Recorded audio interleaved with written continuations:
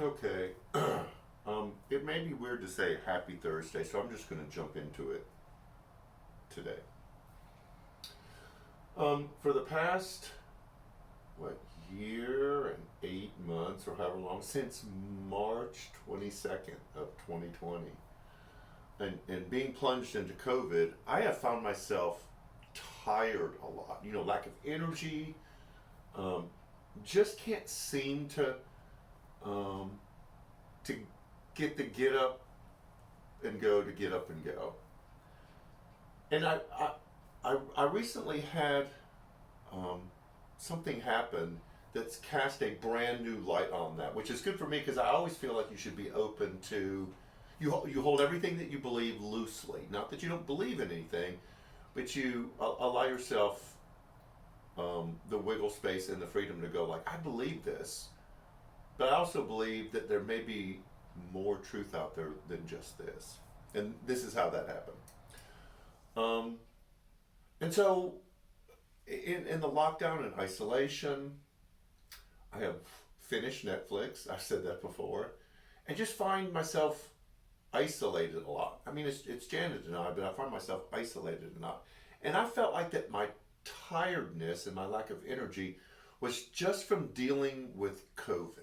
It was just like the weight and the pressure of leading a church and all the things that go on with that were part of what was making me feel this way until something shined a light on that little set of beliefs I have. And these people will know what I'm talking about and who I'm referring to. Last week today, Janet and I got to go to a gathering to celebrate somebody with a group of other people.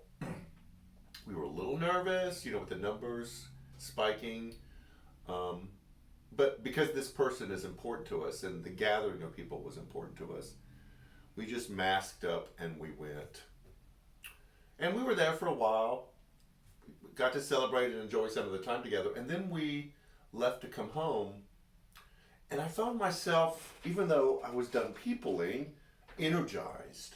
And I talked with someone else who was also at that same gathering, the same party, and they said the same thing. And I had this realization that my tiredness and my lack of energy was probably not completely from dealing with COVID and lockdown and all the weight and the pressure. It was the lack of gathering with other people for the sake of gathering with other people. I had a really good time. I laughed, we ate, we celebrated, and I left energized. And I had forgotten that feeling. I've gathered with family, and I just assume that gathering with family is going to be fun because I love my family and I enjoy being with them. But I had forgotten that gathering with other people actually fed me. It energizes me. And we all have our limits of that, but we all need that to a certain extent. And so I reframed, because that's what I do when I figure out something new, my feelings of tiredness and lack of energy as being drained and not refilled rather than tired. Because we've all experienced what we call good tired. I've worked out in the yard, I've accomplished something big, and I'm tired, but I feel good. We haven't felt good in our tiredness. We've just felt lack of energy. Um, Being at this party was tiring, but it was a good tired. And I realized that I had allowed myself to get used to and almost defend the need to isolate and not be around other people. I'm still really careful we don't eat. Janet and I don't eat at restaurants out again. I don't know when that's going to happen again. But I have realized that I need to be in the company of other people because in the past year and a half, the only times I gathered with other people was for the purpose of getting something done. A group that I belong to, work, meetings. And so I was with people, but I wasn't gathering for the enjoyment of gathering. Um, and it was for my benefit that I do that. And I think that's why the writer of Hebrews says, let us not give up gathering together. It wasn't a command. It wasn't, you're supposed to get together because you're supposed to get together. I don't think there's anything in Scripture that's a heavy-handed burden that's just to make our life more difficult or more miserable. It's for our benefit. And I had forgotten that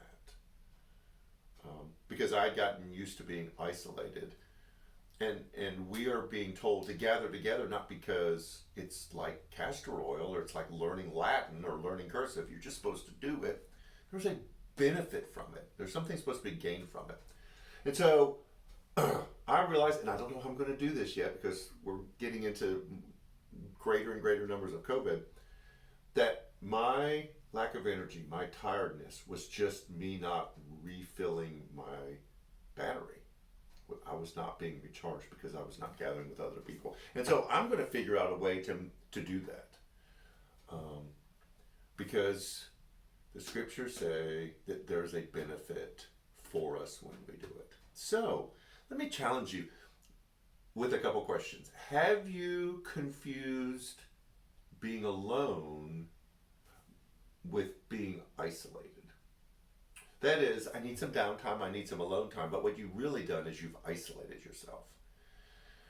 And that you've begun to defend kind of hiding away from other people. It's just what we have to do. And what are some ways that you could incorporate gathering just for the sake of getting together back into your routine?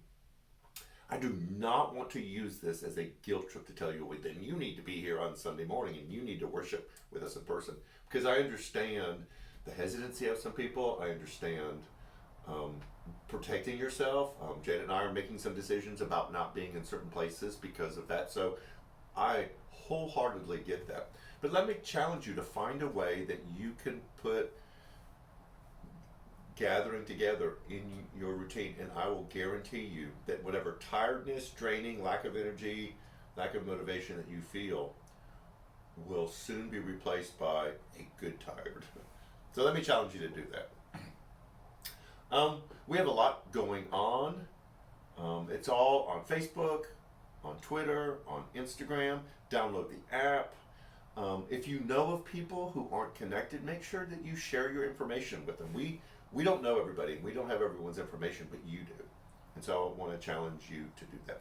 Join us this Sunday as we continue on in the Dear God, Honest Prayers to a God Who Listens, as we talk about finding God in all of the places that we find ourselves in our day-to-day life. The children's area is open. We are fully masking in the children's area, including workers and kids. And again, like I said Tuesday, if you're a little apprehensive about bringing your kids into worship, don't be afraid or intimidated to do so. We love the sound of families in our worship service. So that is it. Find a place, find a group that you can gather with. And I will guarantee you, I will promise you, test me, you will find good that comes from it. So have a great week. Take care, and we will see you Sunday.